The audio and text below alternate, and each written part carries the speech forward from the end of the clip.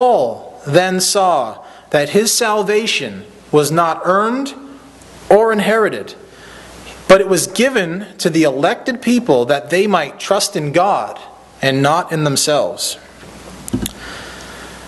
My second point tonight, and I forgot to mention my first point, is that God chose the elect before they could disobey. And we see this in verse 2. Paul begins verse 2 by repeating the question. God has not rejected his people, but then he adds the qualifier, whom he foreknew. In other words, Paul is not denying that some or even many Jews have been rejected. His focus is that God has not rejected those whom he foreknew. Now the word foreknew is extremely important to understand because it's Paul's reason for writing this passage of the Scripture. The Greek word that is used 4 other times in the New Testament. And we're not going to look at all 4 of them. But I have to bring up that Christian apologists get this word taken a little wrong. I think that they would say this word means foresight. And if you take the word foresight and you replace it with foreknowledge, you're going to get an entirely different meaning. Foresight means God looks down the corridor of time and he sees all the way into 2011 and he sees whether Ken Baird is going to accept him or reject him based on Ken Baird's free will. And he says, okay, I see Ken has accepted me, therefore I accept him. Or he would see that I reject him and he says, okay, Ken Baird has rejected me, therefore I reject him. But God basically becomes a spectator. And he doesn't want to interfere too much, so he's watching things happen on earth and he's accepting those who accept him. And that view is an error. The Arminian would argue that God is omniscient, so he knows everything. God foresees those who are going to reject him. He foresees those who are going to accept him, so God accepts likewise. The problem with that is that the pivotal decision is on man. Man holds the key. He holds the divine ballot card. If I accept, then there is salvation for me. But if I reject, then that's still my fault. No, I'm going to get into error here. We're not talking about double predestination. Just relax.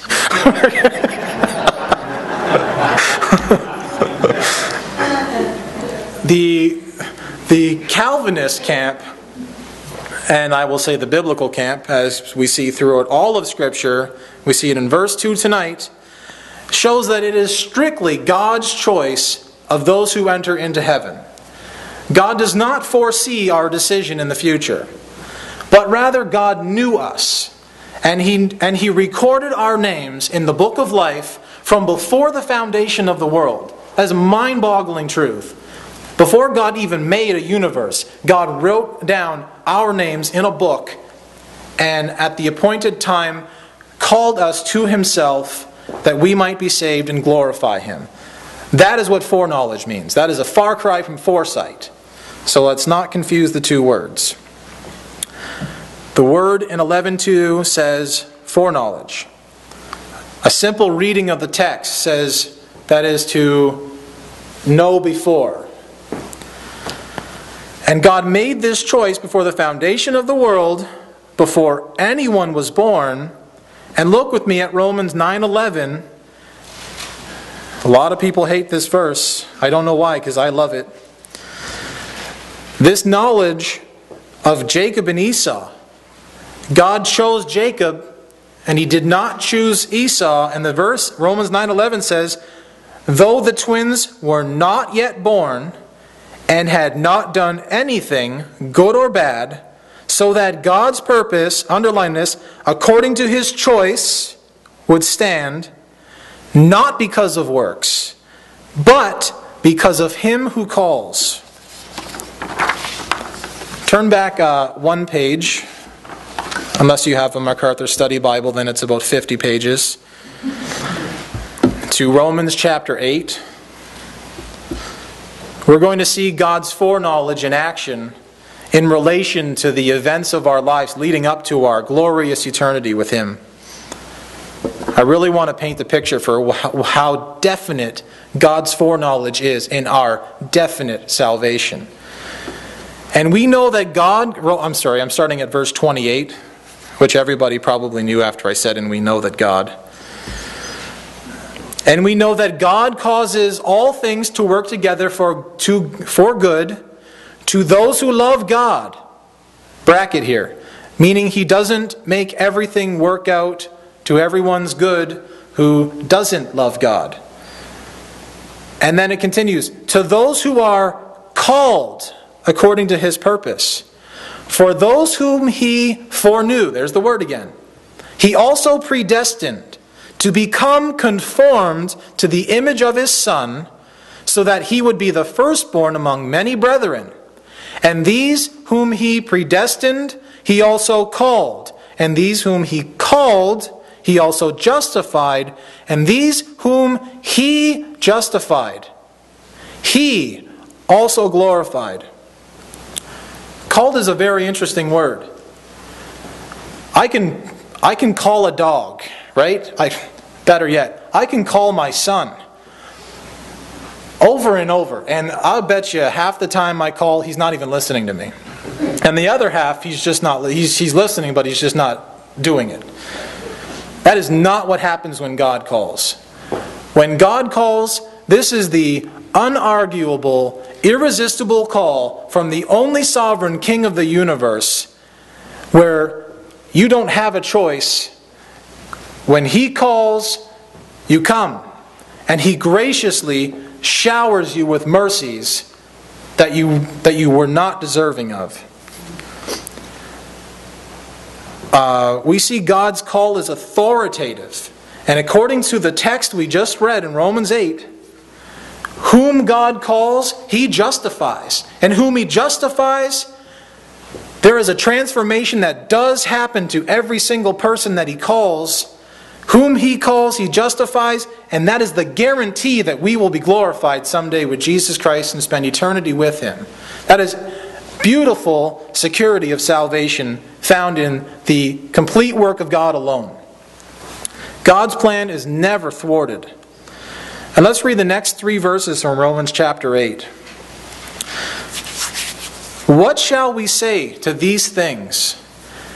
Listen to the words. Follow the pronouns here. If God is for us, who is against us? He who did not spare His own Son, but delivered Him over for us all, how will He not also with Him freely give us all things? Who will bring a charge against God's elect? We need to pay attention to the pronouns of who God is calling. This is how the Arminian reads the verse. This is where the error comes. Listen to how the Arminian would read this. In the middle. Let's block out the first and the last. Let's just read the middle of it. He who did not spare His own Son, but delivered Him over for us all. And they underline all. God was sent for us all. Is not what the text is saying. The text is saying that Jesus Christ came for His elect. If God is for us, who is against us? Nobody's against us. He did not spare His own Son, but delivered His Son over for us all, the elect. How will He not also freely give us all things? Who will bring a charge against God's elect? Nobody. We are called according to His purpose. And the text says that the called were foreknown before the foundation of the world, and the called were predestined. Just one more passage, couple. But one more I want to look at in detail before we close. I just turn really quick to Ephesians chapter 1.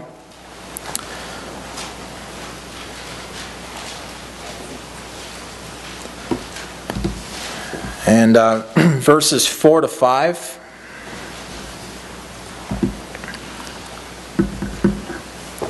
The text says, just as He chose us in Him before the foundation of the world, that we would be holy and blameless before Him. In love, He predestined us to adoptions as sons through Jesus Christ